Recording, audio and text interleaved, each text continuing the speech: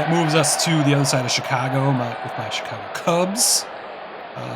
Unfortunately, suffering injury woes. Fortunately, just one at this point that is significant. Jameson Taillon with a lower back injury that is putting his opening day in question if he'll be available. That does not sound terrible, but when you look at their rotation and how I just have felt from day one that there's just not enough depth there, that even this injury potential is terrifying to what that could do to the Cubs rotation. You've got Justin Steele, of course, is your ace. He had 9 strikeouts last night compared to Dylan Cease's 8. I want to throw that out there, but I'm not worried about Justin Steele as much.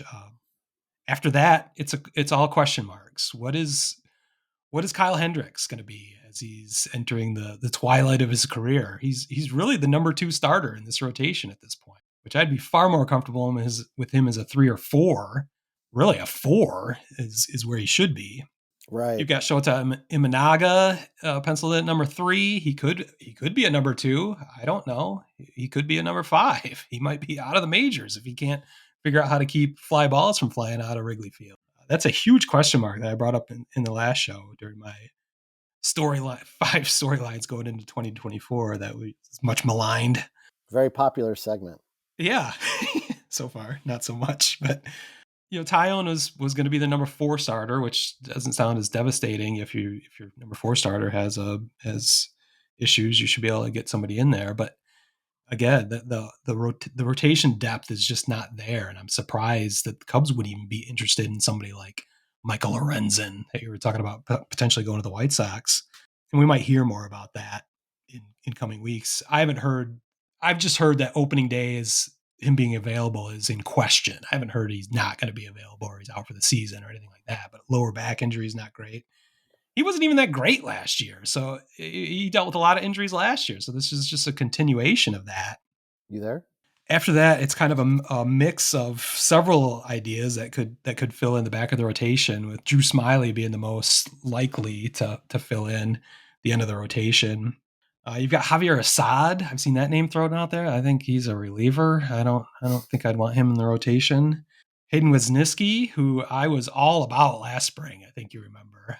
Yes. He did not come to fruition the way I thought he would the 2023 season, but potentially I was just a year too early on the Wisnasty. Then you've got Jordan Wicks, who's that potential is there as well, but we haven't seen him in the rotation. So I'm still shocked that the Cubs didn't do more to bolster the rotation depth, and we're starting to see cracks in that already, and we're 2 weeks away from the season even starting. You think any chance? I mean, it's definitely a way greater upgrade, but do you think there's any chance they go after a Snell or Montgomery now? I mean, I don't see why not. Why wouldn't they? Or why wouldn't they be in the mix for those guys? I'd far prefer Montgomery. Snell, I think he wants to be on the West Coast. We've talked about yeah, all we this. talked about that. Yeah, Snell makes me nervous because he doesn't get through 6 innings, even though he puts up Cy Young Award numbers with strikeouts and stuff. He doesn't pitch deep into games. So, but why aren't the Cubs being mentioned in these same conversations we've had about free agent pitchers out there? Or we've talked about it many times. The topic du jour is always, why don't the Cubs just trade for Dylan Cease and to get him back in the organization, which would be delicious for talk show radios and podcasters to talk about forever. But you don't hear anything about that. I think it would make perfect sense at this point, actually. With the depth of the Cubs farm system could help the White Sox, and Dylan Cease in the rotation for the next 2 years would certainly help the Cubs. But is it just not it on the doesn't table? appear to be out there. Yeah, is it just did they call and was Guts just no?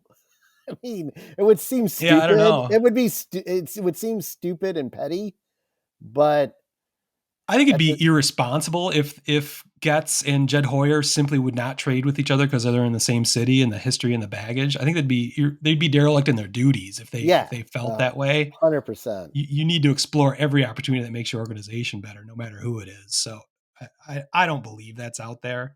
That's the real reason why we're not hearing those conversations. I think I think Jed Hoyer's just happy with his rotation depth, and that might speak to he obviously knows way more about the young pitchers coming through the system, and he might feel he's got plenty there. And I'm just Wait, he knows everyone more that's than nervous us? about this, just as yeah, everyone that's nervous about this out there, just we don't know what we're talking about, which is very I possible, but don't believe that. it doesn't look right to me.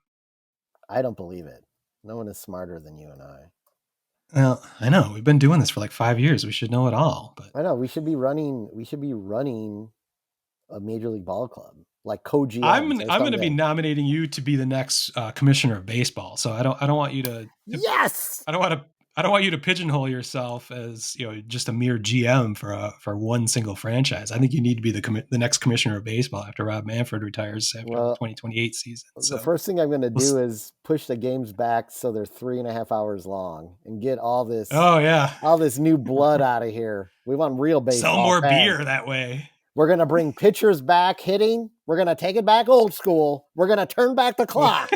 I think we've got some time to develop your platform here for your election. So It doesn't let's work sound on like I'm that going over to the next couple of win years. based on my current platform. I think you've got a shot.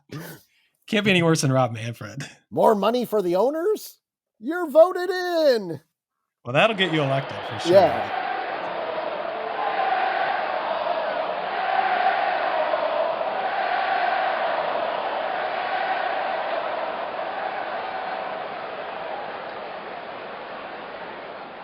Word Hole Media.